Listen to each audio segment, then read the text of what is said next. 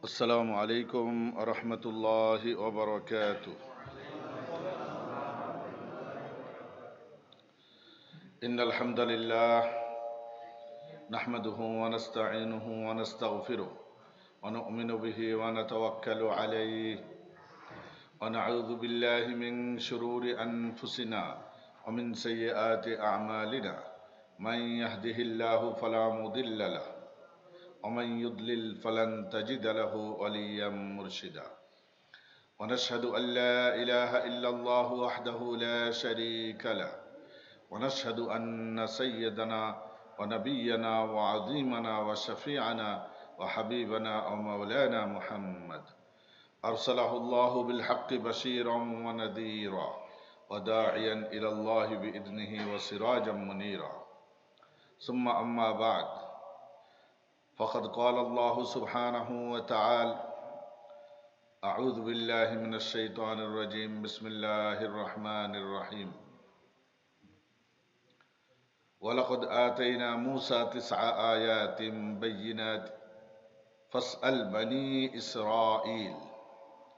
ويقول الله سبحانه وتعالى: ولقد أوحينا إلى موسى أن أسر بعبادي فاضرب لهم طريقا في البحر يبسا له دركا ولا تخشى. صدق الله العلي العظيم. সম্মানিত দিনদরদি মুসলমান ভাই ও বোনেরা, সর্বপ্রথম আল্লাহ রাব্বুল আলামিনের মহান দরবারে কৃতজ্ঞতা এবং শুকরিয়া জ্ঞাপন করছি যে মহান রব্বুল আলামিন হাজারো মানুষের মধ্য থেকে বেছে বেছে আমাদেরকে তার পবিত্র ঘরে এসে মহিমান্বিত কিতাব, যেই কিতাব সর্বশ্রেষ্ঠ নবীর উপর সর্বশ্রেষ্ঠ রাতে সর্বশ্রেষ্ঠ মাসে সর্বশ্রেষ্ঠ জমিনে সর্বশ্রেষ্ঠ নবীর উপর আল্লাহ সুবহানাহু ওয়া তাআলা অবতীর্ণ করেছেন, সেই কিতাবুল্লাহ কালামুল্লাহর মাহফিলে আমরা বসতে পেরেছি। এই জন্য আমরা সবাই শুকরিয়াতান বলি আলহামদুলিল্লাহ। আমাদের ধারাবাহিক আলোচনা চলছিল সূরাতুল বাকারাত থেকে। সূরাতুল বাকারার এক বিরাট অংশ জুড়ে রয়েছে বনি ইসরাইল এবং তাদের দুষ্কর্ম এবং কুকর্মর ফিরিস্তি। বনি ইসরাইলের এই দুষ্কর্মগুলো বুঝতে গিয়ে আমাদেরকে মুসা আলাইহিস সালাতু ওয়াস সালামের জীবনী, বিশেষ করে ফেরাউনের সঙ্গে তার যে কথোপকথন, ডিবেট এবং আল্লাহর সাহায্য মুসা আলাইহিস সালাতু ওয়াস সালামের উপর কিভাবে বর্ষিত হয়েছে আর ফেরাউনকে কিভাবে ধ্বংস করা হলো, এই ইতিহাসগুলো জানা এই সূরা বোঝার উপর নির্ভরশীল। যদি এই ইতিহাসগুলো যদি আমরা না জানি, তাহলে আমরা এই ইতিহাসগুলো বুঝতে সক্ষম হব না। আমাদের সামনে আরেকটি বিস্ময়কর, মহাবিশ্বের মহাবিস্ময়কর, চাঞ্চল্যকর নবী আলাইহিস সালাতু ওয়াস সালামের মুজিজার আলোচনার সময় আসতেছে। সেটি কি কেউ বলতে পারেন? এই মাসেই আছে, রজব মাসে নবী আলাইহিস সালাতু ওয়াস সালামের সেই বিস্ময়কর মুজিজা মেরাজ অনুষ্ঠিত হয়েছে। ইনশাআল্লাহ মেরাজের উপর আমরা আগামী সপ্তাহে আলোচনা করব, যদি আল্লাহ সুবহানাহু ওয়া তাআলা আমাদেরকে তৌফিক দান করেন। এইবার মেরাজের আলোচনাটা আমার জন্য অনেকটা সহজ হবে, কারণ যেখানে মেরাজ অনুষ্ঠিত হয়েছে সেখানে সেই বাইতুল মাকদাসে আল্লাহ সুবহানাহু ওয়া তাআলা দুবার যাওয়ার তৌফিক দিয়েছিলেন। সচক্ষে জায়গাগুলো দেখতে পেরেছি, সৌভাগ্যশীল হতে পেরেছি। সেই জন্য বাস্তবতা আর পুঁথিগত বিদ্যা দুটি এক নয়, দুটির মাঝে আসমান জমিন পার্থক্য আছে। আল্লাহ সুবহানাহু ওয়া তাআলা আজকে মুসা আলাইহিস সালাতু ওয়াস সালামের যে আলোচনা আমরা করছিলাম, তার মাঝে আলোচনা হলো وَإِذْ فَرَقْنَا بِكُمُ الْبَحْرَ فَأَنْجَيْنَاكُمْ وَأَغْرَقْنَا آلَ فِرْعَوْنَ وَأَنْتُمْ تَنْظُرُونَ। ওই সময় স্মরণ উপযোগী, ফারাকনা, আমি যখন সাগরকে দ্বিখণ্ডিত করে দিয়েছিলাম, সাগরের মাঝে আমি টানেল তৈরি করে দিয়েছিলাম, বনি ইসরাইলকে নির্বিঘ্নে নির্ভয়ে নিরাপত্তার সাথে আমি পার করে দিলাম। ওয়া আগরাকনা আলা ফিরআউন, ফিরআউন এবং তার পরিষদকে আমি ধ্বংস করে দিলাম। ওয়া আনতুম তানজুরুন, আর এই দৃশ্য তোমরা স্বচক্ষে অবলোকন করতেছিলা। গত সপ্তাহে আমরা আলোচনা করেছি মুসা আলাইহিস সালাতু ওয়াস সালাম ফিরআউনের সাথে কিভাবে ডিবেট করলেন।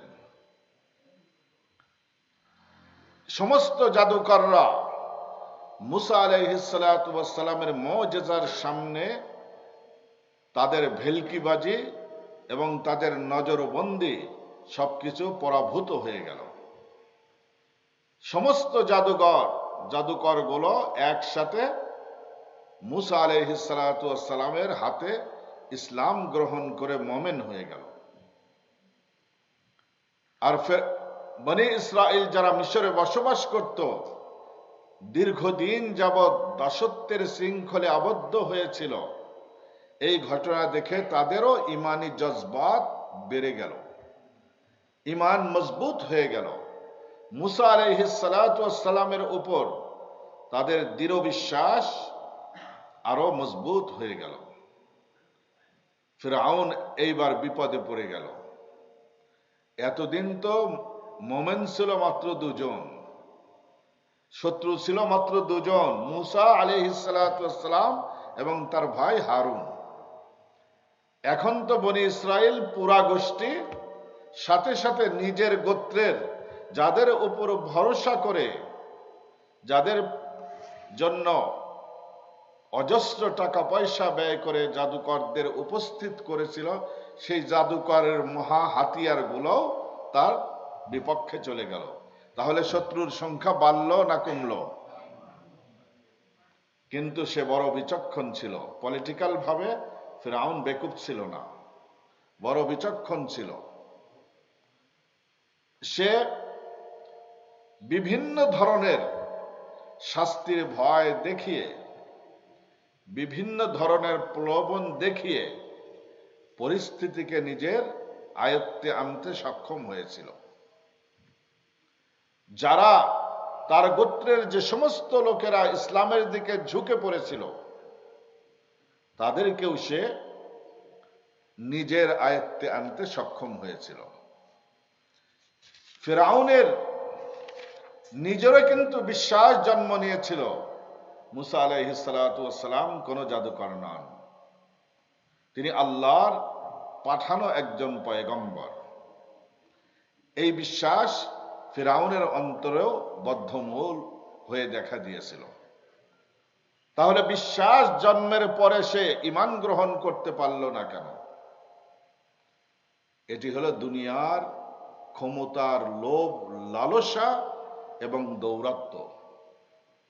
এই ক্ষমতার প্রভাব প্রতিপত্তির লোভ, লালসা এবং দুনিয়ার প্রতি আকর্ষণ, আকৃষ্টতা এবং পাওয়ারের লোভ, এই জন্য ফিরআউনের জন্য বাধা হয়ে দাঁড়ালো।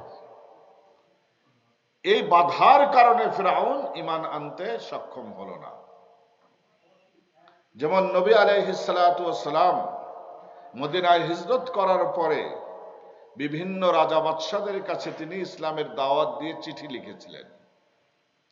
বাহরাইনের রাজার কাছে চিঠি লিখেছেন, পারস্য সম্রাটের কাছে চিঠি লিখেছেন, রোম সম্রাটের কাছে চিঠি লিখেছেন। রোম সম্রাট তৎকালীন যুগের সুপার পাওয়ার, তিনি এই চিঠি পড়ে এই চিঠির ভাষ্য বুঝে তার পুরা ইয়াকিন জন্ম নিয়েছিল এই চিঠি কোনো সাধারণ মানুষের চিঠি নয়, যিনি এই চিঠি পাঠিয়েছেন তিনি সত্যই আল্লাহর পাঠানো কোনো একজন পয়গম্বর হবেন। রাসূল করিম সাল্লাল্লাহু আলাইহি ওয়াসাল্লামের উপর ঈমান আনার জন্য প্রস্তুত হয়ে গিয়েছিলেন, কিন্তু যখন তার মনের আশা আকাঙ্ক্ষাকে পরিষদ বর্গের সামনে উপস্থিত করেছে, মন্ত্রী পরিষদের সামনে তুলে ধরেছেন, তখন সবাই তার বিপক্ষে চলে যাচ্ছিল। সবাই যখন বিপক্ষে চলে যাচ্ছে, এই সময় সে চিন্তা করে দেখলো, এই অবস্থায় যদি আমি ইসলাম গ্রহণ করি তাহলে আমার রাজ্য, ক্ষমতা, প্রভাব, প্রতিপত্তি সবকিছু নিঃশেষ হয়ে যাবে। এই ক্ষমতার লোভে, প্রভাব প্রতিপত্তির লোভে, দুনিয়ার আকর্ষণ তার ঈমান গ্রহণ করার জন্য বাধা হয়ে দাঁড়ায়। সে তখন তাদেরকে বলল যে, আরে আমি তো তোমাদেরকে পরীক্ষা করে দেখলাম যে বাপদাদার ধর্মের উপর, খ্রিস্ট ধর্মের উপর তোমরা কতটুকু মজবুত আছো। তার ভাগ্যে আর ঈমান নসিব হয়নি। অনুরূপভাবে ফিরআউন বুঝতে পেরেছিল যে মুসা আলাইহিস সালাতু ওয়াস সালাম তিনি সত্য নবী, তার নবুয়তের মাঝে কোনো খাত নাই, তার নবুয়তের মাঝে কোনো সামান্যতম সন্দেহের অবকাশ নাই। এরপরেও ঈমান আনতে পারল না। কি জন্য? এটি হলো তার জন্য বাধা হয়ে দাঁড়ালো। আল্লাহ সুবহানাহু ওয়া তাআলা মুসা আলাইহিস সালাতু ওয়াস সালামকে বারংবার ফিরআউনের কাছে যাওয়ার জন্য নির্দেশ দান করলেন। জাদুকরদের সঙ্গে যে তার ডিবেট আর মোকাবেলা হয়েছিল, এরপরেও মুসা আলাইহিস সালাতু ওয়াস সালাম মিশরে 40 বৎসর অবস্থান করেছেন। ইমাম আলুসি রাহিমাহুল্লাহ তিনি লিখেছেন 40 বৎসর, কোন কোন মুফাসসিরিন ইকরাম লিখেছেন 20 বৎসর অবস্থান করেছেন। এই 20 বৎসরে আল্লাহ সুবহানাহু ওয়া তাআলা মুসা আলাইহিস সালাতু ওয়াস সালামকে সর্বমোট 9টি মুজিজা দান করেছিলেন। এই সবগুলো মুজিজা নিয়েই তিনি ফিরআউনের মোকাবেলা করেছেন। এই 9টি মুজিজার মাঝে প্রথম নবুয়ত প্রাপ্তির সময় 2টি মুজিজা তিনি মুসা আলাইহিস সালাতু ওয়াস সালামকে দান করেছিলেন তুর পর্বতে। এই 2টি মুজিজা কি কি ছিল? একটি হলো লাঠির মুজিজা, আর একটি কি? লাইটের মুজিজা। ফিরআউন যখন তার পরিষদকে নিয়ে মুসা আলাইহিস সালাতু ওয়াস সালামের বিরোধিতায় পঞ্চমুখ হয়ে গেল, নিজের ক্ষমতাকে টিকিয়ে রাখার জন্য সর্বপ্রকারের অন্যায়ের আশ্রয় গ্রহণ করতে লাগলো, আল্লাহ সুবহানাহু ওয়া তাআলা মুসা আলাইহিস সালাতু ওয়াস সালামকেও মুজিজা দিতে লাগলেন। তৃতীয় নম্বর মুজিজা ছিল দুর্ভিক্ষ।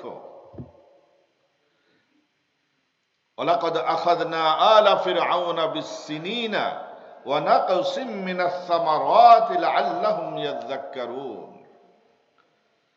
আর আমি তাদেরকে পাকড়াও করেছি বিস-সিনিনা, কঠিন দুর্ভিক্ষ দিয়ে, ওয়া নাকসিম মিনাস সামারাতি লাআল্লাহুম ইয়াযাক্কারুন। ওয়া নাকসিম মিনাস সামারাত, তাদের শস্য ফসলাদিকে আমি দুর্ভিক্ষের আকৃতি দান করে তাদেরকে পরীক্ষা করলাম, পাকড়াও করলাম, লাআল্লাহুম ইয়াযাক্কারুন, যেন তারা ফিরে আসতে পারে।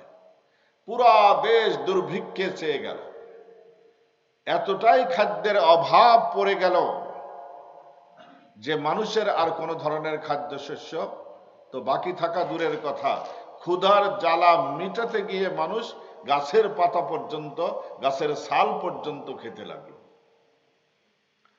এই অবস্থা যখন হয়ে গেল, তখন তারা এসে মুসা আলাইহিস সালাতু ওয়াস সালামের কাছে ধন্না ধরল। এই জাতি ফিরআউনকে বলল যে মুসা আলাইহিস সালাতু ওয়াস সালামই একমাত্র পারবে এই বিপদ থেকে আমাদেরকে উদ্ধার করার জন্য। আর তারা ওয়াদা করল যদি এই বিপদ থেকে আল্লাহ সুবহানাহু ওয়া তাআলা উদ্ধার করেন তাহলে আমরা মুসা আলাইহিস সালাতু ওয়াস সালামের উপর ঈমান আনব। এ কথা তারা ওয়াদা করল। মুসা আলাইহিস সালাতু ওয়াস সালাম নিজের প্রতিশ্রুতি অনুযায়ী আল্লাহ সুবহানাহু ওয়া তাআলার কাছে দোয়া করলেন। দোয়া করার পরে দুর্ভিক্ষর আযাব তাদের কাছ থেকে রহিত করা হলো। আযাব যখন উঠে গেছে, কিছু কিছু খাদ্যশস্য তাদের ভান্ডারে ছিল। তারা বলতে লাগলো যে আরে খাদ্যশস্য তো একবারে শেষ হয়ে যায় নাই, আমরা তো দুর্ভিক্ষে মারা যাই নাই, কেন মুসা আলাইহিস সালাতু ওয়াস সালামের উপর ঈমান আনা লাগবে? তখন তারা নিজেদের ওয়াদার থেকে সরে গেল। ফালাম্মা কাশাফনা আনহুমুর রিজসা ইলা আজালিন হুম বালিগুহু ইযা হুম ইয়ানকুসুন। ফালাম্মা কাশাফনা আনহুমুল আযাব, যখন তাদের কাছ থেকে এই দুর্ভিক্ষ শাস্তি আমি উঠিয়ে দিলাম, তারপরে তারা নিজেদের ওয়াদাকে ভঙ্গ করলো, তারা ঈমান আনলো না। এইবার আল্লাহ সুবহানাহু ওয়া তাআলা আরো 5টা শাস্তি ধারাবাহিকভাবে তাদের উপর চাপিয়ে দিলেন। প্রত্যেকটা শাস্তি শুরু হয়েছিল শনিবারে, আর শনিবারে হলো শেষ হয়েছে। 1 সপ্তাহ করেছিল। এই 1 সপ্তাহ পরে তাদেরকে অবকাশ দেওয়া হয়েছে 3 সপ্তাহ বা 1 মাস পর্যন্ত। এই 1 মাসের মাঝে তারা তওবা করে ফিরে আসে কিনা। এই শাস্তিগুলো কি? ফাআরসালনা আলাইহিমুত তুফানা ওয়াল জারাদা ওয়াল কুম্মালা ওয়াদ দাফাদিআ ওয়াদ দামা আয়াতিন মুফাসসালাত ফাস্তাকবারু ওয়া কানু কওমান মুজরিমিন। প্রথম শাস্তি তাদের উপর তুফান, বিরাট জলোচ্ছ্বাস সৃষ্টি করে দেওয়া হলো নীল নদের অববাহিকায়। তাদের বসতবাড়ি ছিল নীল নদের 2 ধারে। নীলনদ কেন্দ্রে তাদের হলো দেশ গড়ে উঠেছিল। নীল নদের ভিতর আল্লাহ সুবহানাহু ওয়া তাআলা জলোচ্ছ্বাস সৃষ্টি করে দিলেন। প্রবল জলোচ্ছ্বাসে তাদের বাড়ি ঘর ফসল আদি সব কিছু হলো ধূলিসাৎ হয়ে গেল। আল্লাহ সুবহানাহু ওয়া তাআলার শাস্তির কাছে পৃথিবীর কোন শক্তি মাথা চাড়া দিয়ে উঠতে পারে না। আল্লাহর আযাব যখন এসে যায় তখন কোন শক্তি সেই আযাবকে প্রতিহত করতে পারে না। আল্লাহ সুবহানাহু ওয়া তাআলা লস অ্যাঞ্জেলেসের উপর যে আযাব চাপিয়ে দিয়েছেন, দুনিয়ার সবচাইতে বড় মহাশক্তিধর দেশ 1 সপ্তাহেও এই আগুনকে বাগে আনতে পারে নাই। কারণ এই আগুন সাধারণ আগুন না, এই আগুন হলো গজবের আগুন। আজকে তাদের একজন অফিসিয়ালের সাথে আমার কথা হচ্ছিল যে এ পর্যন্ত ক্ষতি কতটুকু হয়েছে। গাজার মানুষদেরকে ওপেনলি হত্যা করার জন্য $18 বিলিয়ন অস্ত্র দেওয়া হয়েছে। $18 বিলিয়ন অস্ত্র দিয়ে গাজার মানুষকে ধ্বংস করা হয়েছে। বাড়ি ঘরগুলো বোম্বিং করে মাটির সঙ্গে মিশিয়ে দেওয়া হয়েছে। মানুষকে নিরপরাধ 1.5 লক্ষ মানুষকে শহীদ করা হয়েছে, যার মধ্যে অধিকাংশই নারী এবং শিশু এবং সিভিলিয়ান। দুনিয়ার কোন আইনে যুদ্ধক্ষেত্রে যুদ্ধ চলাকালীন সময় নারীদেরকে, বৃদ্ধদেরকে আর শিশুদেরকে হত্যা করা যায় না। কোনো বাড়িতে অগ্নিসংযোগ করা যায় না। কোনো ধর্মীয় প্রতিষ্ঠানকে বিলুপ্ত করা যায় না। এটি হলো ইন্টারন্যাশনাল ল। এবং সমস্ত ধর্মেও এই বিধান আছে। ইহুদি ধর্মেও এই বিধান আছে, খ্রিস্ট ধর্মেও এই বিধান আছে, ইসলামেও এই বিধান আছে, বৌদ্ধ ধর্মেও এই বিধান আছে। দুনিয়ার সমস্ত আইন কানুনকে, ধর্মীয় বিধানকে, বিধানগুলি প্রদর্শন করে 15 মাসে তারা 1.5 লক্ষ মানুষকে শহীদ করেছে। আর বাড়িঘর কি পরিমাণ ক্ষতি করেছে। কিন্তু আল্লাহ সুবহানাহু ওয়া তাআলা বিনা চালানে এমন পানিশমেন্ট দিল, যাদের ইঙ্গিতে এই হত্যাকাণ্ড ঘটেছে আল্লাহ সুবহানাহু ওয়া তাআলা তাদেরকেই হলো পানিশমেন্ট দিয়েছেন। এটা আল্লাহর বিধান। ইউএস যদি সকালে ধমক দেয় নেতানিয়াহু দুপুরের মধ্যে যুদ্ধ বন্ধ করা লাগবে, সে যুদ্ধ বন্ধ করতে বাধ্য। কিন্তু তারা আরো পিছন দিয়ে উস্কানি দিয়েছে। আজ পর্যন্ত মানবতা বিরোধী কাজের জন্য যতবার ইউনাইটেড নেশনে বিল উঠেছে তারা ভেটো দিয়েছে বিলে। আল্লাহ সুবহানাহু ওয়া তাআলা পানিশমেন্ট দিয়েছেন। অফিসিয়াল তিনি বললেন সঠিক হিসাব এখনো নির্ণয় করা যায় নাই, তবে সোফার যতটুকু নির্ণয় করা গেছে 500 বিলিয়ন অর্থাৎ $500 ট্রিলিয়ন হলো এ পর্যন্ত ক্ষতি হয়েছে। $500 ট্রিলিয়ন। চিন্তা করা যায়, $500 ট্রিলিয়ন। $18 বিলিয়ন অস্ত্র দিল। আল্লাহ সুবহানাহু ওয়া তাআলা বলেন যে তোর $500 ট্রিলিয়ন আমি খেয়ে দেব। আল্লাহ সুবহানাহু ওয়া তাআলার শাস্তি মোকাবেলা করার মতো দুনিয়ার কোনো পাওয়ার থাকে না। তো ফিরাউনের উপর শাস্তি নেমে এলো, তুফান, জলোচ্ছ্বাসের শাস্তি। ফিরাউন মহাকৌশল করেও এই জলোচ্ছ্বাস থেকে বাঁচাতে পারল না। পুরা জাতির বাড়ি ঘর সবকিছু, বাগ বাগিচা সবকিছু, ফসলাদি ধ্বংস হয়ে গেল। এইবার তারা এলো, এসে মুসা আলাইহিস সালামের কাছে ধর্ণা ধরল, হে মুসা, যদি আপনি আপনার রবের কাছে দোয়া করে এই শাস্তিটা যদি আমাদের থেকে উঠিয়ে দিতে পারেন তাহলে অবশ্যই আপনাকে নবী বলে মানব, আপনার রবের উপর ঈমান আনব। এই জলোচ্ছ্বাস ছিল 7 দিন পর্যন্ত। 7 দিন যদি নাকি জলোচ্ছ্বাস থাকে অবস্থা কেমন হয় চিন্তা করে দেখেন। তো আল্লাহ সুবহানাহু ওয়া তাআলার নবী দয়ার সাগর তিনি দোয়া করলেন। দোয়া করার সাথে সাথে জলোচ্ছ্বাস বন্ধ হয়ে গেল। জলোচ্ছ্বাস বন্ধ হয়ে গেল যখন, এইবার জমিনে পলি মাটি পড়েছে। জলোচ্ছ্বাসের পরে আবাদ বসত আরো ভালো হয়েছে। এই দেখেন, এদেশে স্নো পড়লে, স্নো তো সার, এদেশের মাটি এত উর্বর কি জন্য? প্রথমত নর্থ আমেরিকাটি হলো 2টি সাগরের, মহাসাগরের মাঝখানে। জন্মগতভাবেই এটা হলো পলিমাটি। এরপরেও প্রত্যেক বছর যে স্নো হয়, এই স্নোর দ্বারা জমিনের উর্বর শক্তি হলো বৃদ্ধি পায়। এই স্নো আল্লাহ সুবহানাহু ওয়া তাআলার রহমত। এই স্নো যদি না হয়, এদেশের ওয়েদারকে আল্লাহ সুবহানাহু ওয়া তাআলা এভাবে সেট আপ করেছেন, এদেশে মহামারী হয়ে যাবে স্নো না হলে। তো আল্লাহ সুবহানাহু ওয়া তাআলার কুদরত হলো স্নো। তো আল্লাহ সুবহানাহু ওয়া তাআলা যখন নাকি জলোচ্ছ্বাস দিয়ে, জলোচ্ছ্বাস তো সাগরের ভিতর হয়নি, নীল নদের ভিতরে হয়েছে। নীল নদের অপবাহিকায় তাদের হলো ঘর বাড়ি ছিল।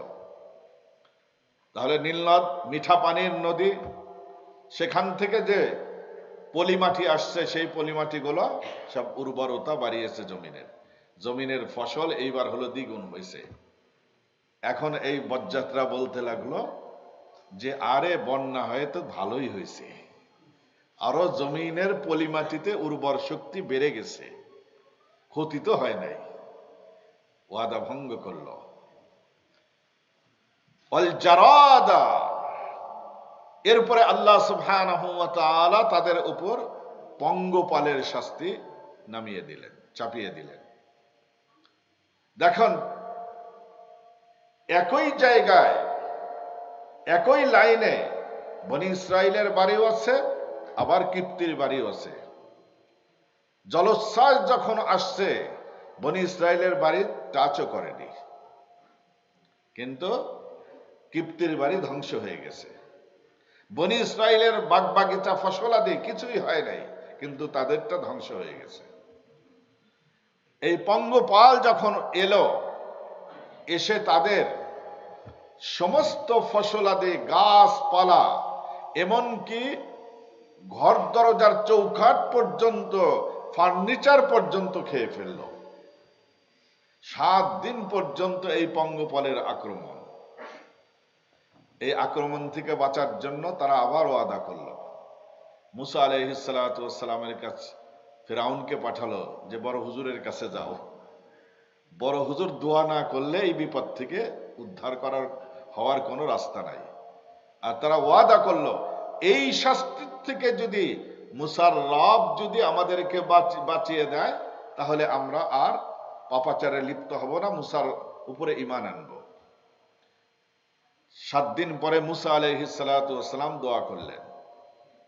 দোয়ার দ্বারা আল্লাহ সুবহানাহু ওয়া তাআলা সমস্ত পঙ্গপালকে ধ্বংস করে দিলেন। তারা এই মহা বিপদ থেকে বেঁচে গেল। কয় নম্বর মুআজিজা গেল এটা? আগে 3টা তো গেছে, আগের 3টা গেছে, আর এখন হলো তুফান। 4র্থ নম্বর অল জারাদা, এটা হলো তুফান আর জলোচ্ছ্বাস একই জিনিস।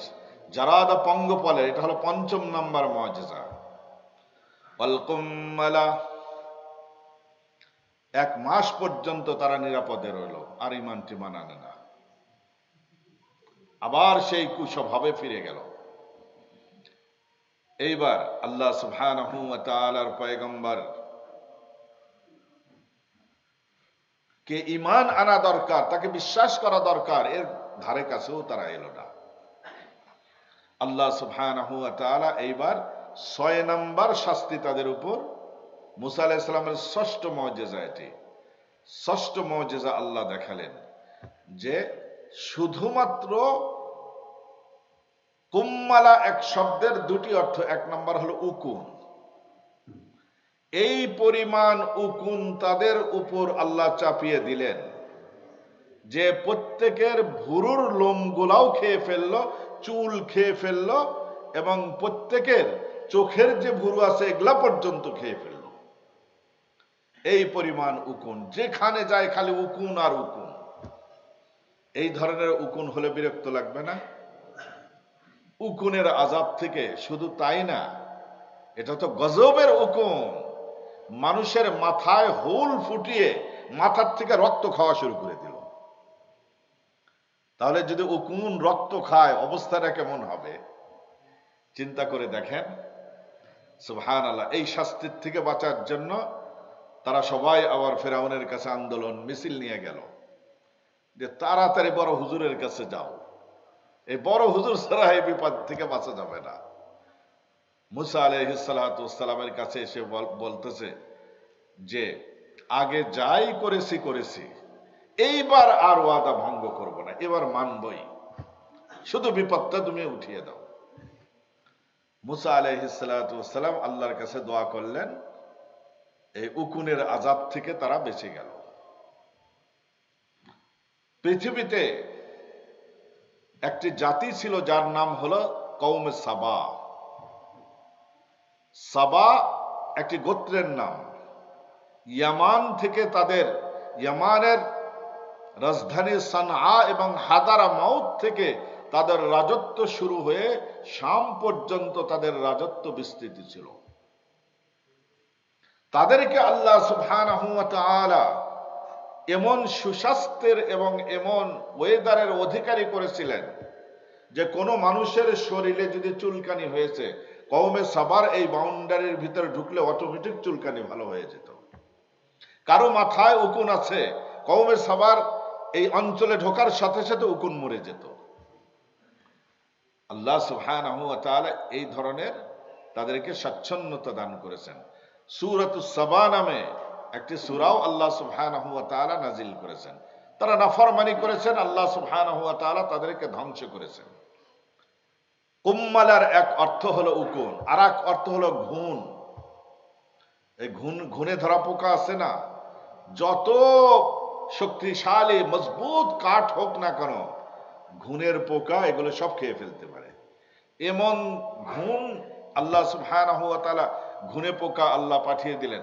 তাদের ঘরের পিলার, তাদের ঘরের চৌকাঠ, এগুলো সব হলো খেয়ে ফেলতে লাগলো। কয় নম্বর মুজিজা গেল মুসা আলাইহিস সালামের? 6 নম্বর।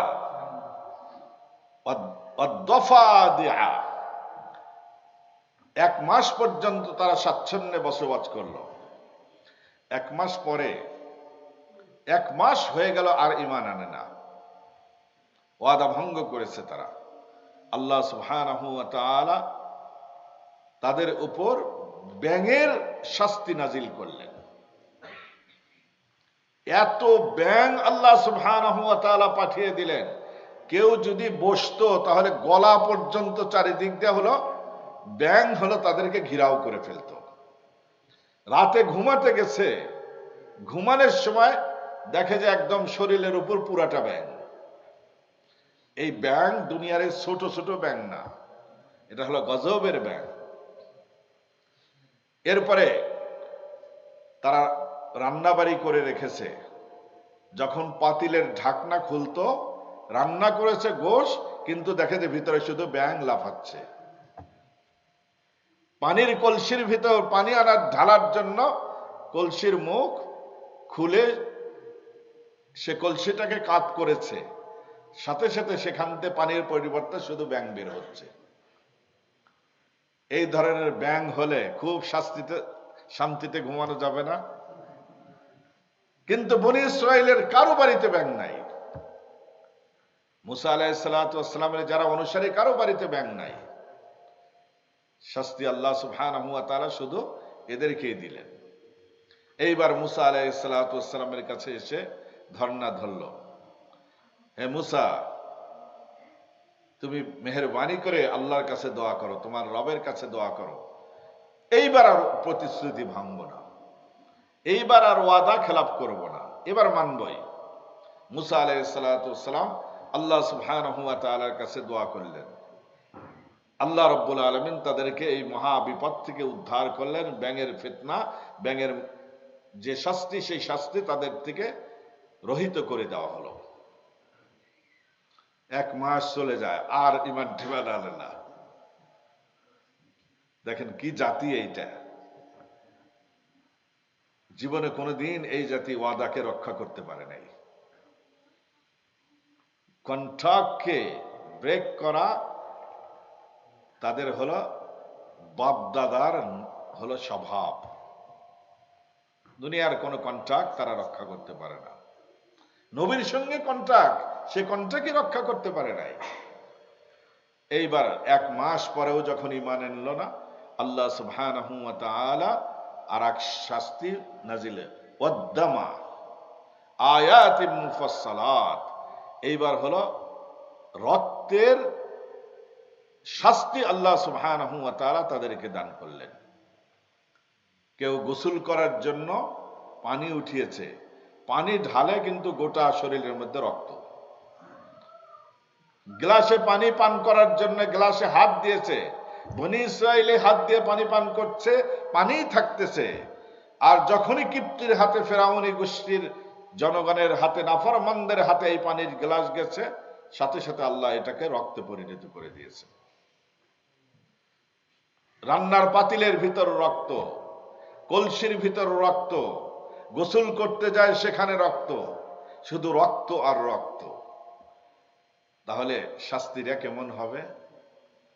এইবার মুসা আলাইহিস সালাতু ওয়াস সালামের কাছে এসে তারা ধর্ণা ধরল, হে মুসা, এটা কয় নম্বর? অষ্টম।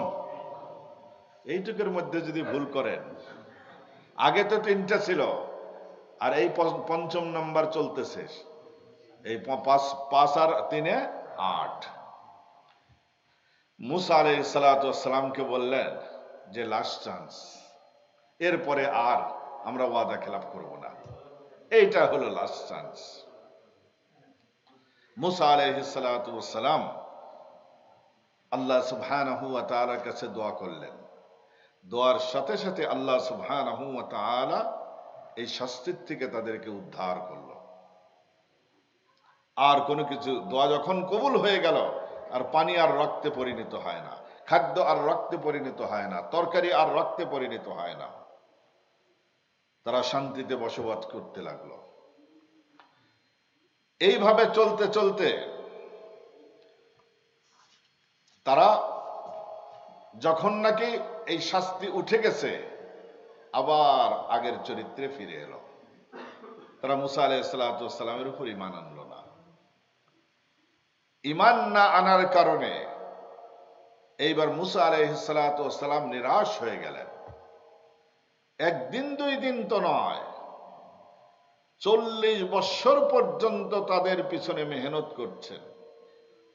40 বৎসর মেহনত করার পরেও যখন ঈমান আনছে না, বরং বারবার অঙ্গীকারকে ভঙ্গ করছে, নিজের মুজিজার সর্বোচ্চ পর্যন্ত তাদেরকে দেখিয়েছেন, এরপরেও যখন ঈমান আনলো না, এইবার মুসা আলাইহিস সালাতু ওয়াস সালাম আল্লাহ সুবহানাহু ওয়া তাআলার কাছে দোয়া করলেন, বদদোয়া করলেন।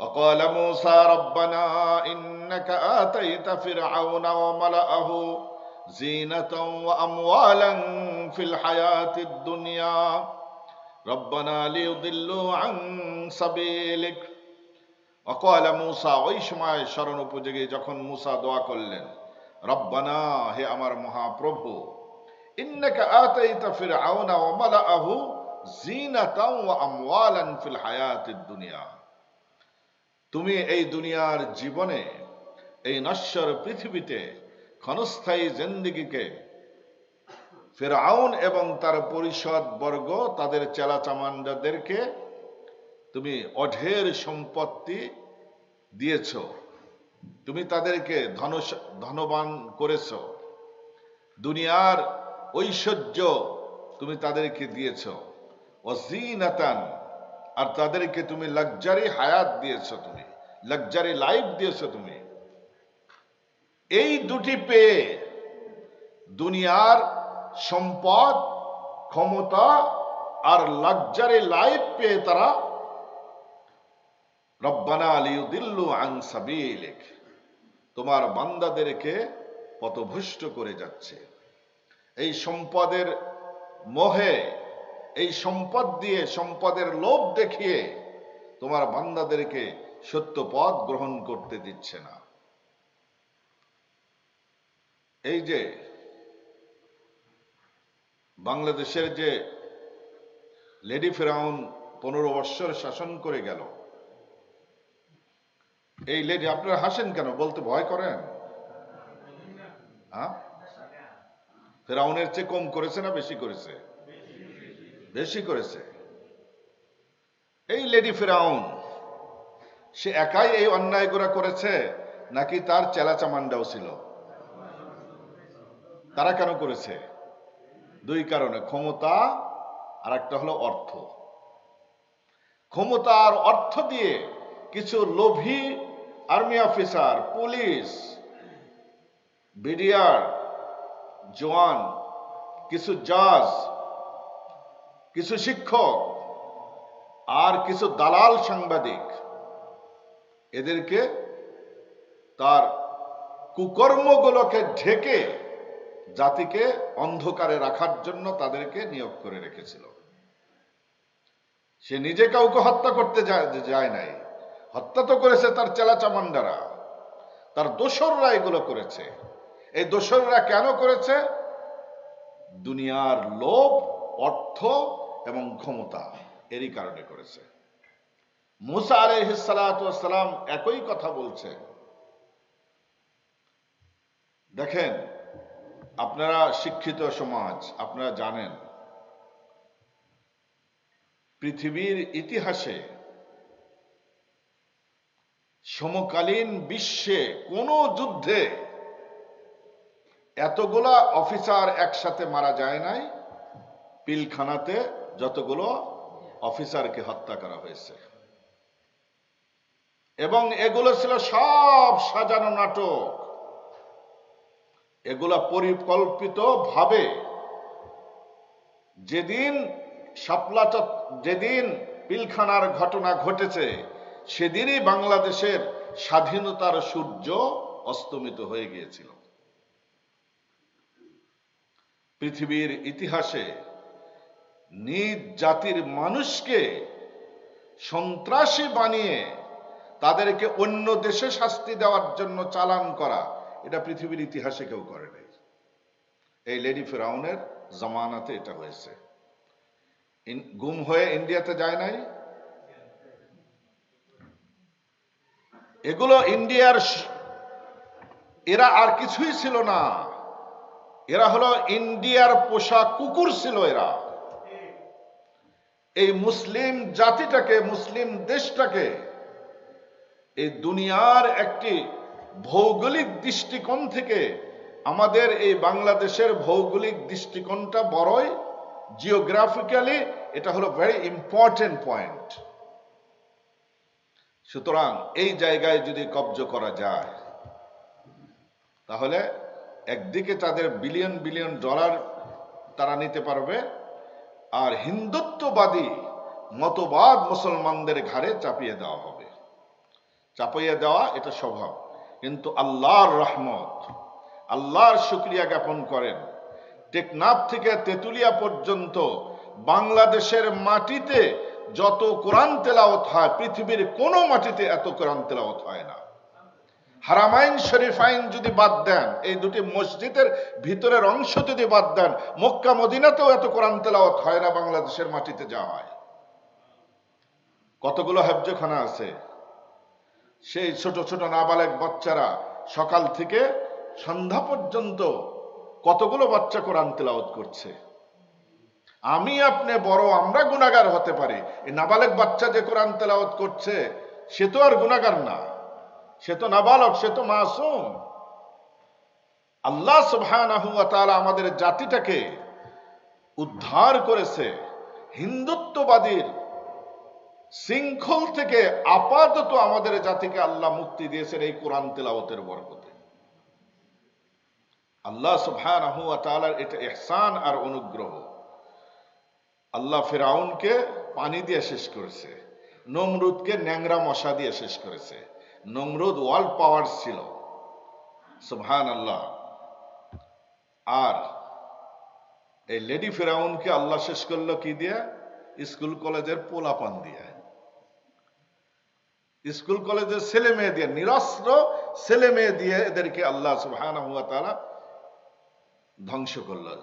আল্লাহর শুকরিয়া, যদি ইসলাম পন্থীদের হাতে যদি এর পতন ঘটতো, এ পর্যন্ত দেশকে জঙ্গিবাদের ট্যাগ বহু আগে দিয়ে ফেলত। মানুষকে বেঈমান হলে, নাফরমান হলে এতটুকুই হয়, নিজের দেশকে দুনিয়ার সামনে সন্ত্রাসী একটা দেশের হলে ট্যাগ লাগা, ক্ষমতায় টিকে থাকে। বাংলাদেশের চেয়ে সাম্প্রদায়িক সম্প্রীতির দেশ দুনিয়ার কোথাও নাই। এখনো পর্যন্ত আমাদের সুপার পাওয়ার পার্শ্ববর্তী দেশের কিছু কিছু এরিয়া এমন আছে সাউথের দিকে, কালো রঙের মানুষ গেলে তাদেরকে মেরে জঙ্গলের মধ্যে ফেলে দেয়। এখন টিল টুডে। কিন্তু আমাদের দেশের হিন্দু, বৌদ্ধ, মগ, গারো, চাকমা, খ্রিস্টান সব এমন ভাবে বসবাস করে যেন একজন আরেকজনের আত্মীয়, একজন আরেকজনের বন্ধুত্ব আছে। আর দুই চারটা বিচ্ছিন্ন ঘটনা যেগুলো ঘটেছে, এই পলিটিক্যাল ইস্যুকে কেন্দ্র করে দুনিয়ার সামনে দেশটাকে সন্ত্রাসী দেশ বানানোর জন্য ইচ্ছা করে এই পলিটিক্যাল এই দোসররা হলো এই দুই একটা ঘটনা ঘটায়, মন্দিরে আগুন দেয়। এগুলা কোনো দিনদার মুসলমান দেয় না, এগুলো এই বদমাশ গুলো দেয়, এই দুষ্ট গুলো দেয়। এই জন্য আমরা আল্লাহর কাছে দেখে যেতে চাই, আল্লাহর কাছে দোয়া করেন, দেখে যেতে চাই এদের যেমন দুনিয়াতে জিল্লতের জীবন শুরু হয়েছে, পতন হয়ে গেছে এদের, কিন্তু বাকিটা যেন আল্লাহ সুবহানাহু ওয়া তাআলা আমাদের দেখা কবরে নেয়। এই দৃশ্য আমরা দেখে যেতে চাই। অনেকের হয়তো গায়ে হলো কাটার মতো বিধতেছে আমার কথাগুলো, যে হুজুর আবার এত পলিটিক্যাল হলো, তাই না? এগুলো পলিটিক্যাল না ভাই। আপনার মুসলমান ভাইকে হত্যা করবে, আপনি বলেন আপনাদের মধ্যে এমন কেউ আছে কোন বিপদে পড়লে আপনি কোরআন শরীফ পড়াতে পারবেন? আপনাদের মধ্যে এমন কোন কেউ আছেন? এই দুঃসাহস কেউ দেখাবেন? বাংলাদেশের ইতিহাসে শাপলা চত্বরের রাতের আগের দিনে কোরআন শরীফ পড়িয়ে সেই কোরআন শরীফ পুরানোর অপবাদ কাদেরকে দেওয়া হয়েছিল? আলেম ওলামাদেরকে দেওয়া হয়েছিল। কোরআন শরীফ পড়েছে হিন্দুরা, আর দোষ চাপানো হয়েছে আলেম ওলামাদের উপরে। গাছ কেটেছে ওরা, দোষ দিয়েছে আলেম ওলামাদেরকে। নিজ জাতির উপরে লাইট নিভিয়ে দিয়ে রাতের অন্ধকারে এই ছোট ছোট এতিম বাচ্চাদের উপরে যে 1,00,000 কত হাজার 53,000 গুলি করা হয়েছিল সে রাতে, সরকারের হিসাব 1,53,000 বুলেট ছোড়া হয়েছিল। এই বুলেট বুঝি খেলনা ছিল? আর এই ডাইনি মহিলা বলেছে সেই রাতে নাকি এই হেফাজতের কর্মীরা এরা হলো রক্ত মাখিয়ে এরা হলো ঢং ধরে পড়েছিল। ডাইনির কথা। 1,53,000 বুলেট সরকারি হিসাব অনুযায়ী ইউজ করা হয়েছিল। মনে করেছেন যে বাংলাদেশি পুলিশরা এগুলা করেছিল? কিছু ছিল বাংলাদেশি, কিন্তু যাদেরকে আমরা তোয়াজ করি তাদের ইন্দিনে হয়েছিল এবং তাদের দেশের লোক এসে করেছিল, ফ্রন্ট লাইনে তারা ছিল। সুতরাং আল্লাহ সুবহানাহু ওয়া তাআলা এক বিরাট দাসত্বর শৃঙ্খল থেকে আমাদেরকে আল্লাহ রক্ষা করেছেন। যেমন মুসা আলাইহিস সালাতু ওয়াস সালামের মাধ্যমে আল্লাহ সুবহানাহু ওয়া তাআলা বনি ইসরাইলকে রক্ষা করেছিলেন। মুহাম্মদুর রাসূলুল্লাহ সাল্লাল্লাহু আলাইহি ওয়াসাল্লামের মাধ্যমে মক্কাবাসীকে মদিনাবাসীকে আল্লাহ সুবহানাহু ওয়া তাআলা রক্ষা করেছিলেন।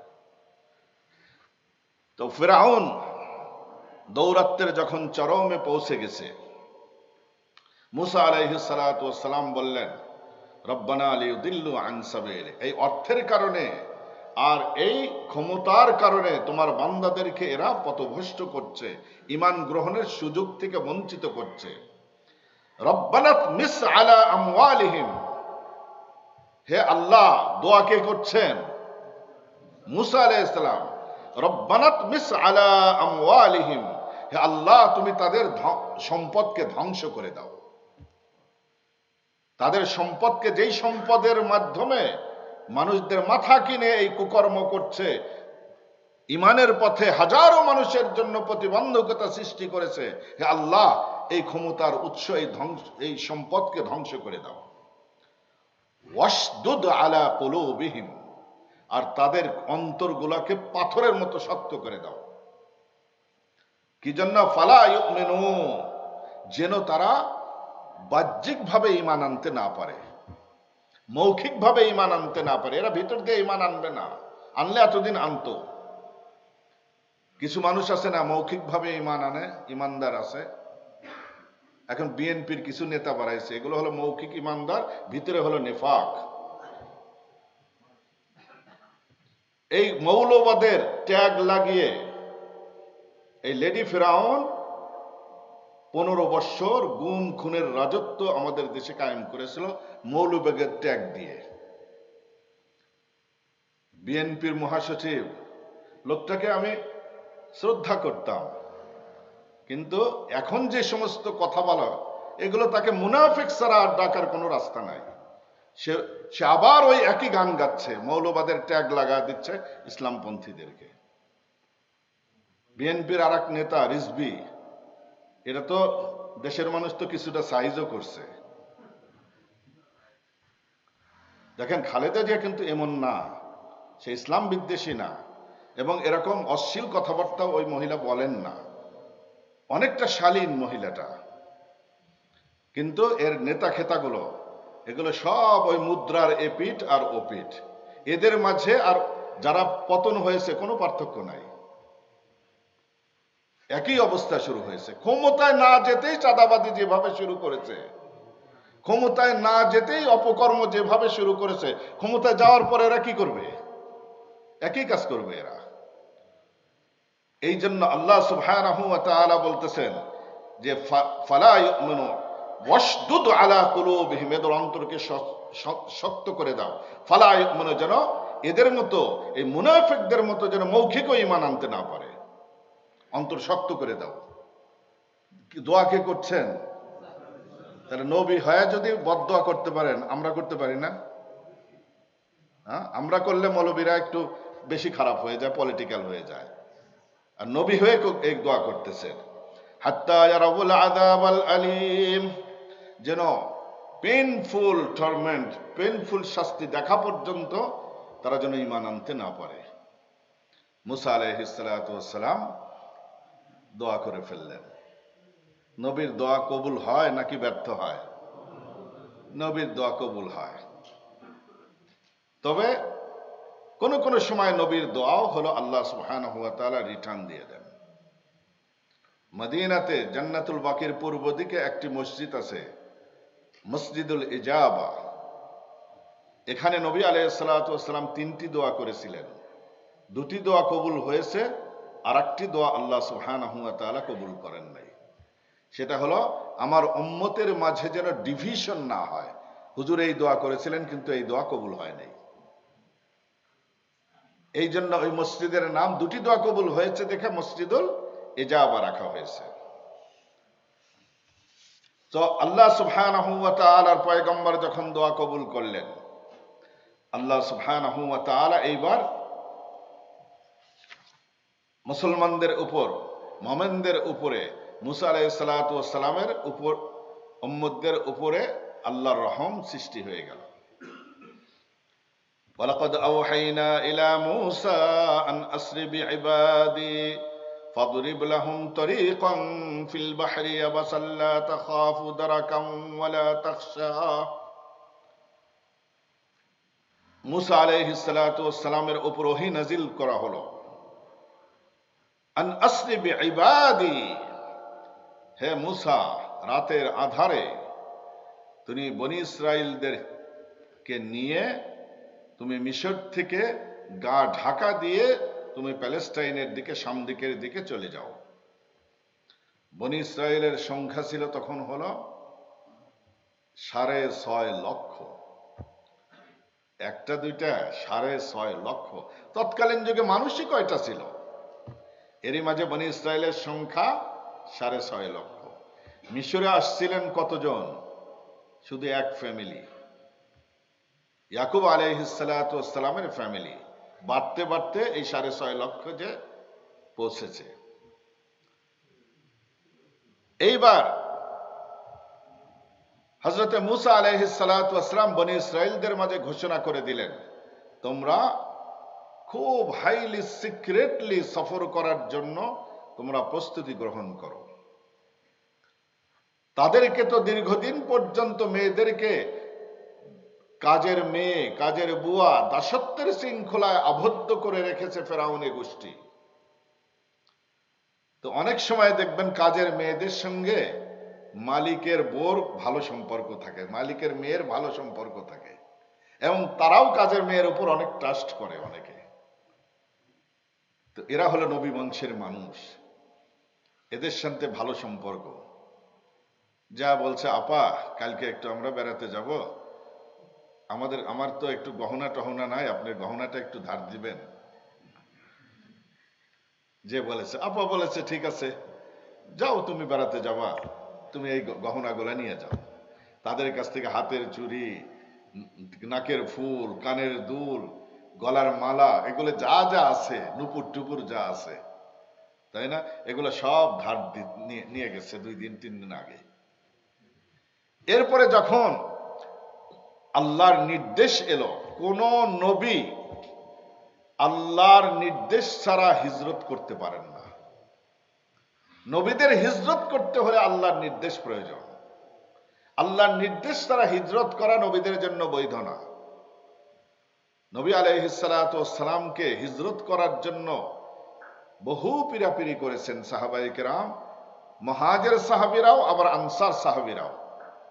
হুজুর শুধু বলেছেন এখনো পর্যন্ত আদিষ্ট হই নাই, এখনো পর্যন্ত আমাকে হুকুম দেওয়া হয় নাই। যে রাতে তিনি হিজরত করলেন সে রাতে তাকে নির্দেশ দেওয়া হলো যে আজকে ফজরের আগেই আপনি ঘর থেকে বের হয়ে যে গারে সওরে আশ্রয় গ্রহণ করবেন। সে রাতেই তিনি হিজরত করলেন। ইউনুস আলাইহিস সালাতু ওয়াস সালাম আল্লাহর নির্দেশে নির্দেশ ব্যতিরেকে হিজরত করার কারণে আল্লাহ সুবহানাহু ওয়া তাআলা তাকে মাছের পেটে নিয়ে গিয়েছিলেন। তিনি আল্লাহর নির্দেশ ছাড়া হিজরত করেছিলেন। তো মুসা আলাইহিস সালাতু ওয়াস সালাম, হারুন আলাইহিস সালাম, দুই নবী একসাথে আল্লাহর নির্দেশ ছাড়া হিজরত করতে পারবেন না।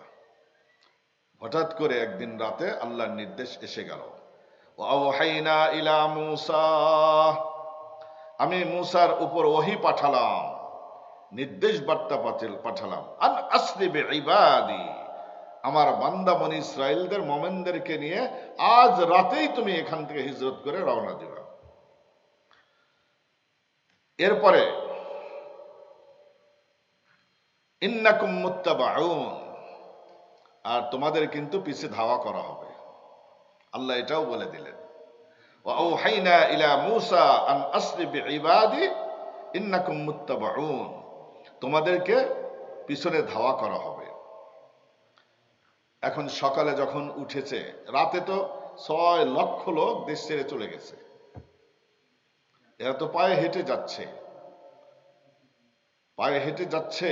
6 লক্ষ লোক যদি দেশ থেকে কোনো একটা শহর থেকে যদি চলে যায়, সেই শহর খালি হয়ে যাবে কিনা। এখন আগামীকালকে যখন ঘুম থেকে উঠছে, ম্যাম সাহেবরা তো ঘুমাচ্ছেন, কাজের বুয়া আর আসে না।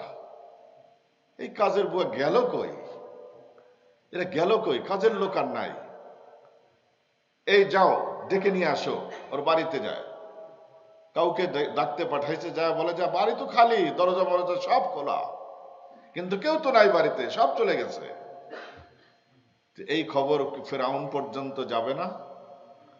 এটা ইজিলি ফেরাউনের কানে চলে গেল। নবী আলাইহিস সালাতু ওয়াস সালাম শুধু আবু বকর রাদিয়াল্লাহু তাআলা আনহুকে নিয়ে গারে হেরাতে গিয়েছিলেন, গারে সওরে গিয়েছিলেন। এটাই তো মক্কার মধ্যে তোলপাড় হয়ে গিয়েছিল। আর 6 লক্ষ মানুষ একসাথে এক রাতে হিজরত করে চলে যাচ্ছে, এটা ফেরাউনের কান পর্যন্ত যাওয়া কি বাকি থাকবে? ফেরাউনের কানে যখন পৌঁছে গেল, ফেরাউন চিন্তায় পড়ে গেল। একদিকে হলো শ্রমিক সংকট পড়বে, কাজের লোক পাওয়া যাবে না। অন্যদিকে হলো মূসা অন্য কোথাও গিয়ে শক্তি অর্জন করে এসে আমাদের উপর আক্রমণ করবে। আর সে জানে, ফিরাউন 100% বিশ্বাস করত মূসা হলো নবী, সুতরাং তার মোকাবেলা করাও সম্ভবপর না।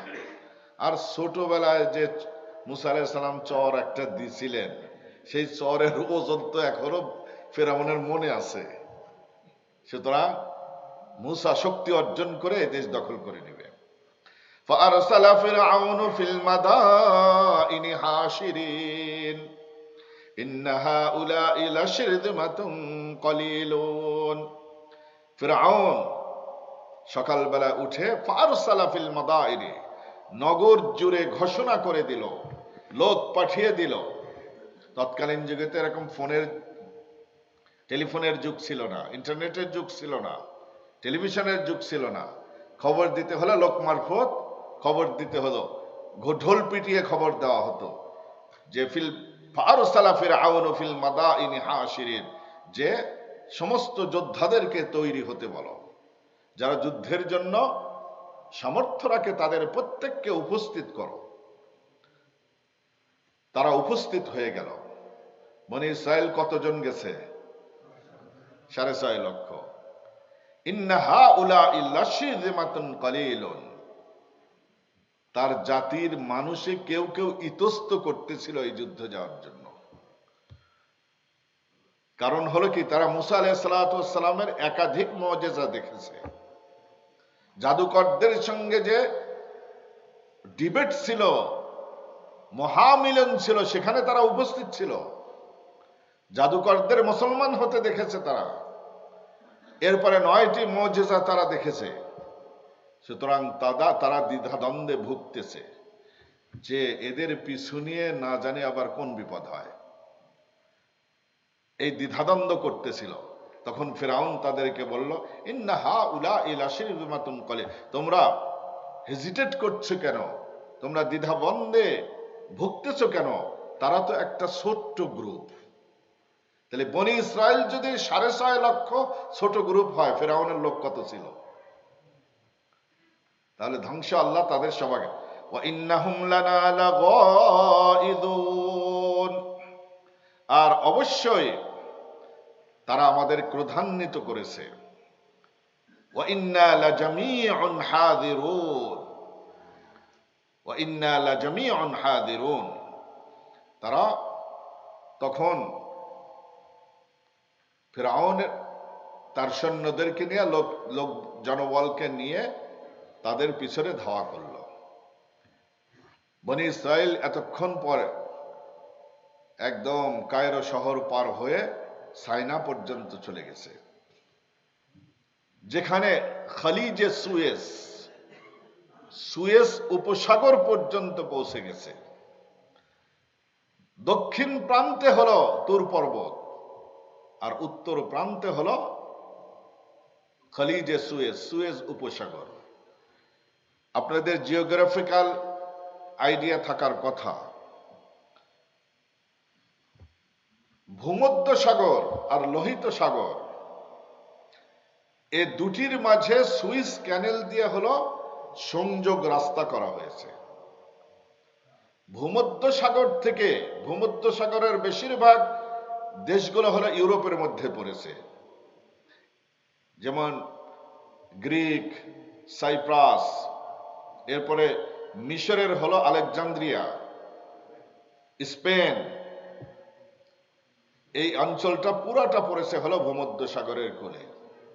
ইউরোপ থেকে যদি আরবে অথবা ভারত মহাসাগরে কোনো জাহাজ আসতে চায়, লোহিত সাগরে সুয়েজ ক্যানেল ব্যবহার করলে 33 দিনের রাস্তা কম হয়।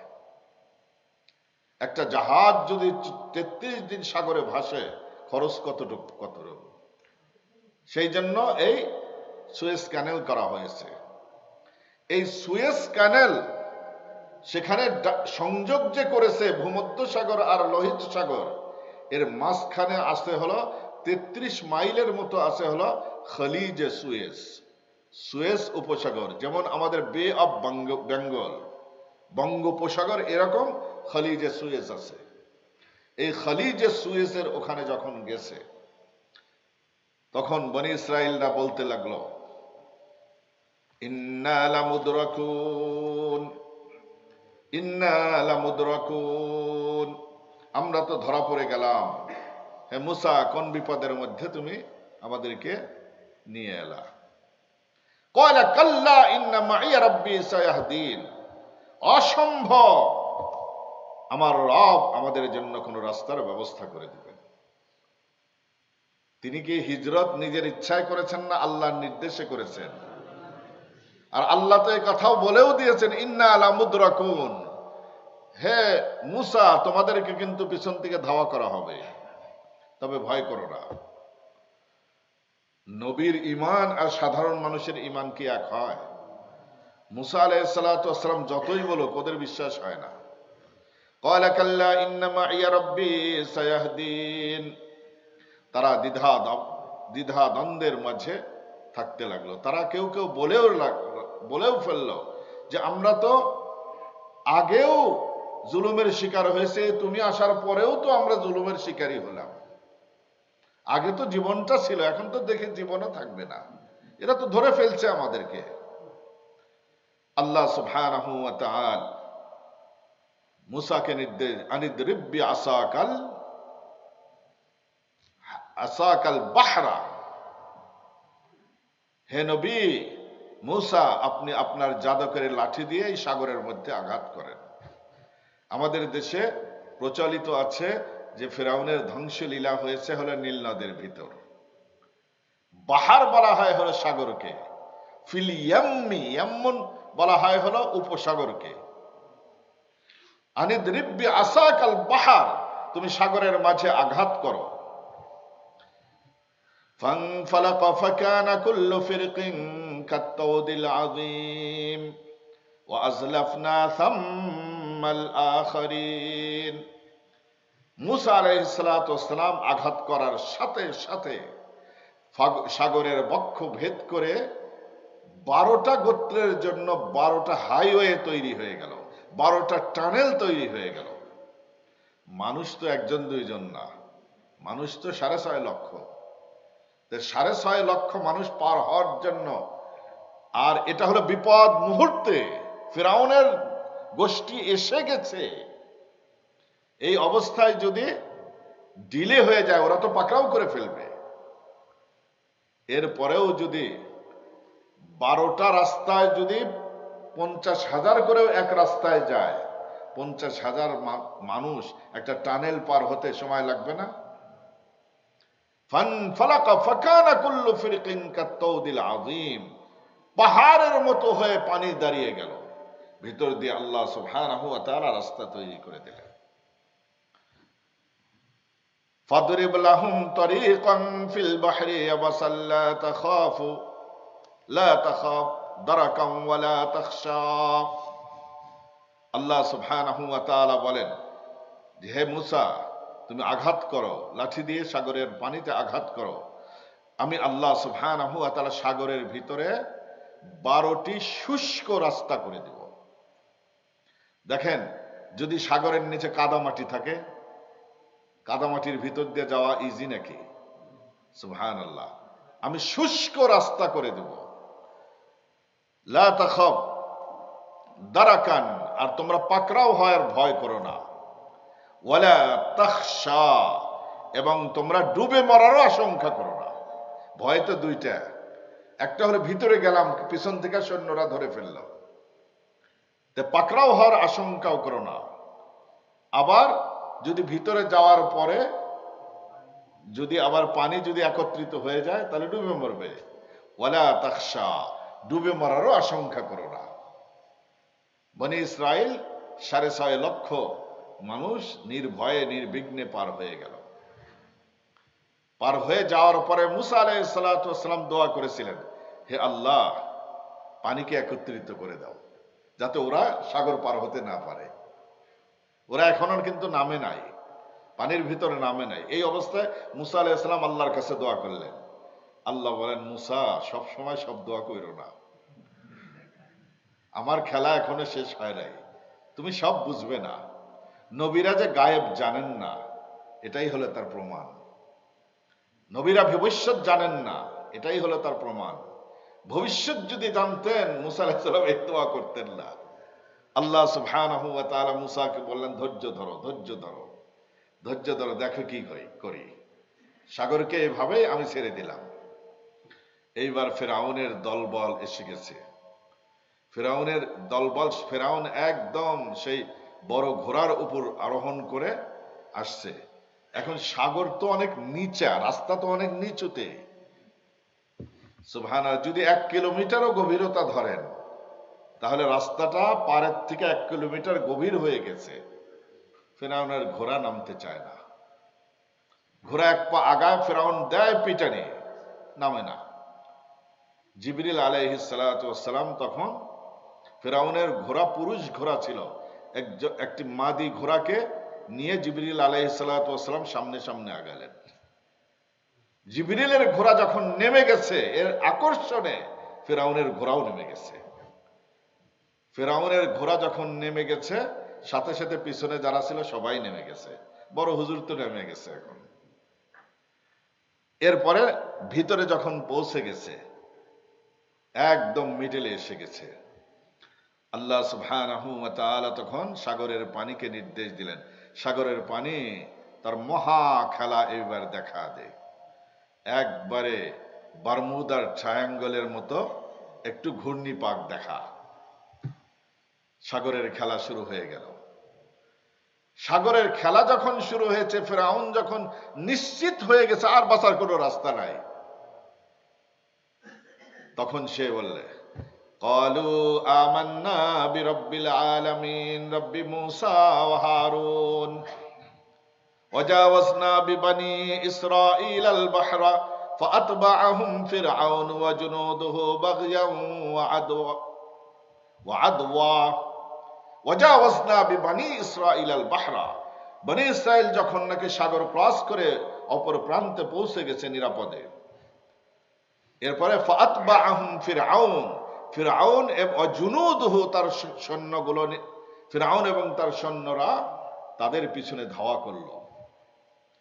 বাগিয়া ওয়া আদওয়া, তারা সীমালঙ্ঘন এবং শাস্তি দেওয়ার উদ্দেশ্যে এবং শত্রুতা বশত।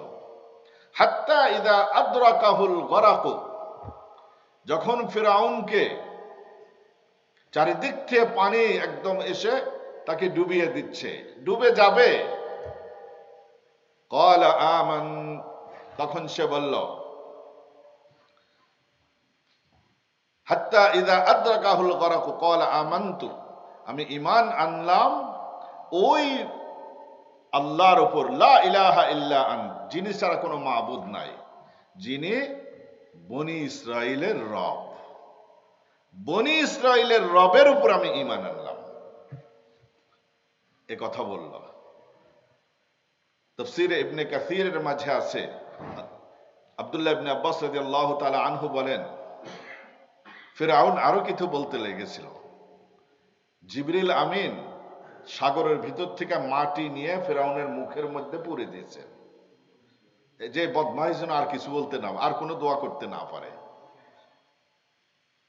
কারণ হলো জিবরিল আলাইহিস সালাতু ওয়াস সালামকে সে সবচেয়ে বড় শত্রু মনে করত। এই জন্য জিবরিল এতটা ক্ষেপা ছিলেন তার উপরে, যে একদম মাটি দিয়ে দিছে। এইবার যখন ফিরআউন আর কোনো কিছু কুলকিনারা পেল না, আল্লাহ সুবহানাহু ওয়া তাআলা তখন বললেন, আল আনা ওয়া ক্বাদ আসাইতা ক্বাবলু ওয়া কুনতা মিনাল মুফসিদিন। আল আন, এখন বুঝি তোর ঈমান আনার টাইম হয়েছে। ওয়া ক্বাদ আসাইতা ক্বাবলু, এর পূর্বে তুমি বহু নাফরমানি তুই করেছিস। ওয়া কুনতু মিনাল মুফসিদিন, আর তুই ফাসাদকারীদের, দুরাচারীদের অন্তর্ভুক্ত ছিলি। এখন তুই ঈমান আনছিস। 3 সময় মানুষের ঈমান গ্রহণযোগ্য হয় না।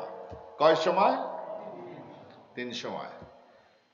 মৃত্যুর জাকান্দানি যখন শুরু হয়ে গেছে, যবনিকার পর্দা উন্মোচিত হয়ে গেছে, মালাকুল মউত তার অপারেশন টিম নিয়ে যখন নাকি অপারেশন শুরু করে দিয়েছে, এই সময় আর তওবা করলেও সেই তওবা কবুল হয় না, ঈমান গ্রহণ করলে ঈমান কবুল হয় না।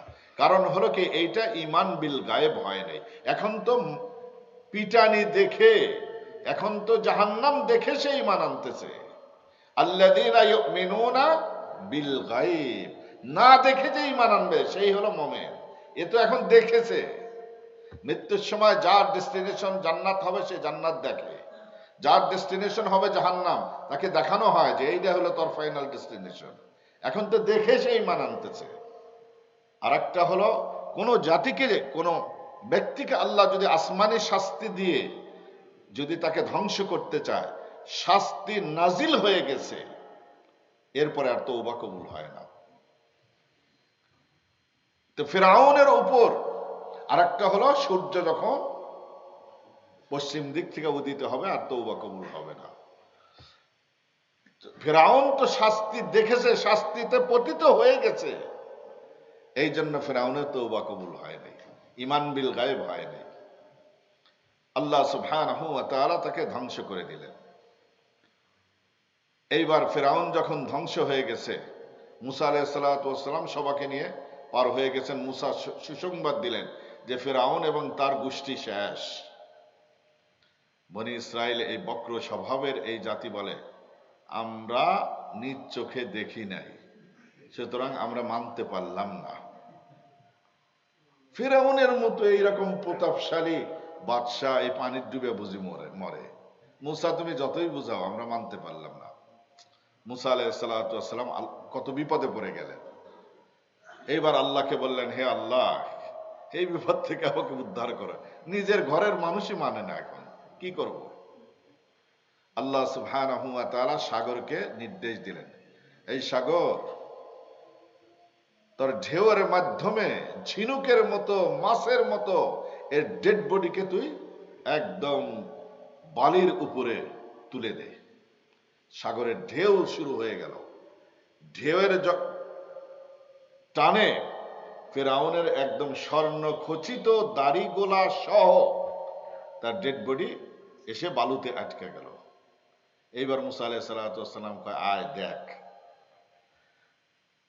এইবার দেখে কয়, ও হাসাই তো মরছে বেটা, সত্যি তো মরছে। কারণ ফেরাউনকে তারা দেখেছে না, ফেরাউনের বাড়িতে অনেকে কাজ করেছে, চেনে না ফেরাউনকে। এইটাই তো আসলটা। আল্লাহ সুবহানাহু ওয়া তাআলা এক আয়াত নাজিল করলেন, আয়াত মানে নির্দেশ দিলেন। এই ঘটনাকে কোরআনে পরবর্তীতে আল্লাহ আয়াত রূপে বর্ণনা করেছেন। فَالْيَوْمَ نُنَجِّيكَ بِبَدَنِكَ لِتَكُونَ لِمَنْ خَلْفَكَ آيَةً। হে ফিরআউন, আজ থেকে কিয়ামত পর্যন্ত আমি আল্লাহ তার ডেড বডিকে সংরক্ষণ করে রাখবো। লিতাকুনা লিমান খালফাকা আয়া, যেন পরবর্তী মানুষ যখন আসবে তোকে দেখে তারা যেন ইবরত হাসিল করতে পারে, তারা যেন নসিহত গ্রহণ করতে পারে তোকে দেখে, যে তোর মতো পাওয়ারফুল কিংকে আমি কিভাবে ডুবিয়ে মেরেছি। মুসা আলাইহিস সালাম সান্ত্বনা লাভ করলেন। দেখেন, আল্লাহ সুবহানাহু ওয়া তাআলা মানুষকে সৃষ্টি করবেন। মানুষকে সৃষ্টি করার আগেই মানুষের বেঁচে থাকা, মানুষের জন্মের পরে যে জিনিসগুলো প্রয়োজন আছে, এমনকি মায়ের পেটে, সেই জিনিসগুলো আগে তৈরি করেছেন নাকি মানুষকে আগে তৈরি করেছেন? সবচেয়ে বেশি জরুরি জিনিস কোনটা মানুষের? দুধ না? মায়ের বুকে দুধ না? হ্যাঁ, অক্সিজেন। মায়ের বুকের দুধ যদি বাচ্চাকে কয়েক ঘন্টা নাও খাওয়ান বেঁচে থাকবে, আর যদি 2 মিনিট 3 মিনিট যদি অক্সিজেন না থাকে বাচ্চা বাঁচবে? তো অক্সিজেনকে আল্লাহ আগেই বিশুদ্ধ অক্সিজেন দিয়ে দুনিয়াকে আগেই পুরা করে রেখেছেন। এরপরে মায়ের বুকের দুধের প্রয়োজন। 10 মাস আগের থেকে মায়ের ঋতুস্রাবকে আল্লাহ বন্ধ করে সেই রক্তগুলাকে আল্লাহ সুবহানাহু ওয়া তাআলা সেভ করেছেন। সেগুলোকে আল্লাহ সুবহানাহু ওয়া তাআলা জন্মের সাথে সাথে কুদরতি রিফাইনার দিয়ে, আল্লাহ সুবহানাহু ওয়া তাআলা পাম্পিং মেশিন দিয়ে রক্তের চেম্বার থেকে মায়ের স্তনে পৌঁছিয়ে সেখানে এই দুধকে রিফাইন করে, লাল রক্তকে রিফাইন করে আল্লাহ সুবহানাহু ওয়া তাআলা সাদা দুধে পরিণত করে দেন। সুবহানাল্লাহ। এরপরে দুনিয়ায় আসবে, দুনিয়ার খাদ্য খাবার এগুলো আগের থেকে সৃষ্টি হয়েছে কিনা? তাহলে ফিরআউনের ডেড বডিকে আল্লাহ হেফাজত করবেন, এর সরঞ্জাম আগের থেকেই তৈরি করে রেখেছেন। ইজিপশিয়ানদের মাথা আল্লাহ দিছে, বুদ্ধি দিছে, তোরা মমি তৈরি করতে থাক। কারণ আমার আসল উদ্দেশ্য হলো কি, ওইটাকে হেফাজত করে রাখা। তো আল্লাহ সুবহানাহু ওয়া তাআলা আজও পর্যন্ত তার অঙ্গীকারকে পূর্ণ করেছেন। কায়রোতে, মিশরে বিভিন্ন মমি আছে, বিভিন্ন রাজা বাদশাদের, সাধারণ মানুষেরও মমি আছে। আসল ফিরআউন যে কোনটা, আল্লাহ নোজ বেটার। তবে কায়রোর জাদুঘরে, ন্যাশনাল জাদুঘরে একটা ডেড বডি রাখা আছে। ছাত্র জীবনে যখন দেখেছিলাম তখন এতটা কালো মনে হয় নাই, কিন্তু গত বছর যে দেখলাম এমন কালো হয়েছে, মানে কালোর উপরে কালো। তারা বলে যে এটাই হলো সেই রামসিস 2, তারা বলে রামসিস 2 বলে এটা হলো ফেরাউন। আল্লাহ নোজ বেটার। এরপরে লুক্সর, আসওয়ানে তাদের যে রাজকীয় কবরস্থান আছে, সেই কবরস্থানেও অনেকগুলো রাজার হলো মমি আছে। এখন কোনটা যে আল্লাহ আসল ফেরাউন, আল্লাহ নোজ বেটার। তবে আল্লাহ ওয়াদা করেছেন তার ডেড বডিকে আমি সেভ করে রাখবো। আল্লাহ সেভ করে রেখেছেন। বনি ইসরাইল আশঙ্কা মুক্ত হয়ে গেলেন। এটাই আজকের আয়াতে আল্লাহ বলেছেন, ওয়াইদ ফারাকনা বিকুমুল বাহরা, ওই সময় স্মরণ উপযোগী যখন আমি সাগরের বক্ষ চিরে আমি রাস্তা বের করে দিয়েছিলাম। ওয়াইদ ফারাকনা বিকুমুল বাহরা ফাআনজাইনাকুম, হে বনি ইসরাইল তোমাদেরকে আমি আল্লাহ নাজাত দিয়েছিলাম, নিষ্কৃতি দিয়েছিলাম। 400 বৎসরের দাসত্বের শৃঙ্খল তোমাদের গলার থেকে আমি অপসারণ করে দিয়েছিলাম নাজাতের মাধ্যমে। ওয়াগরাকনা আলা ফিরআউন, আর ফিরআউনের মতো প্রতাপশালী শত্রুকে আমি আল্লাহ সাগরে ডুবিয়ে মেরেছি। ওয়া আনতুম তানজুরুন, আর এই দৃশ্য সাগরের কূলে দাঁড়িয়ে থেকে তোমরা নিজ চোখে দেখেছিলা। এত কিছুর পরেও তোমরা আমি আল্লাহর সঙ্গে নাফরমানি করো। এই সব কিছুর উদ্দেশ্য বনি ইসরাইলকে ধমকি দেওয়া, যে বনি ইসরাইল এত বড় অকৃতজ্ঞ তোরা। এই জন্য কোন জাতিকে আল্লাহ সুবহানাহু ওয়া তাআলা যদি শাস্তি দেন অথবা কোনো সাহায্য করেন, সে জাতির তওবা করে ফিরে আসা দরকার। আমাদেরকেও আল্লাহ সুবহানাহু ওয়া তাআলা যেন গুনাহ থেকে তওবা করে ফিরে আসার সুযোগ দান করেন। আগামী সপ্তাহ তাহলে কোন পর্যন্ত ঘটনা রইল? ফেরাউনের ডেড বডি আল্লাহ প্রিজার্ভ করে রাখলেন, আর বনি ইসরাইল ধ্বংস হয়ে গেল। এইবার বাকি ঘটনাগুলো আপনারা বুঝতে সহজ হবে। এই ঘটনাগুলো, এই কয়েক সপ্তাহের ঘটনা যদি না বলতাম, এই আয়াতগুলো আপনারা বুঝতেন না। আয়াতগুলো বোঝার জন্য এই ঘটনাগুলো এই পর্যন্ত টেনে নিয়ে এলাম। আরো লম্বা ঘটনা, কিন্তু আমি অনেক সংক্ষিপ্ত করে বলেছি। আল্লাহ সুবহানাহু ওয়া তাআলা আমাদেরকে বোঝার, আমল করার তৌফিক দান করেন। আগামী সপ্তাহে ইনশাআল্লাহ আমরা মেরাজের উপর আলোচনা করব। ইনশাআল্লাহ বাইতুল মাকদাসে নিজ চোখে যা দেখে এসেছে সেইটার উপর মেরাজের ঘটনা ইনশাআল্লাহ প্র্যাকটিক্যালি আপনাদেরকে মিলিয়ে দিব ইনশাআল্লাহ। সবাই আসবো তো ইনশাআল্লাহ?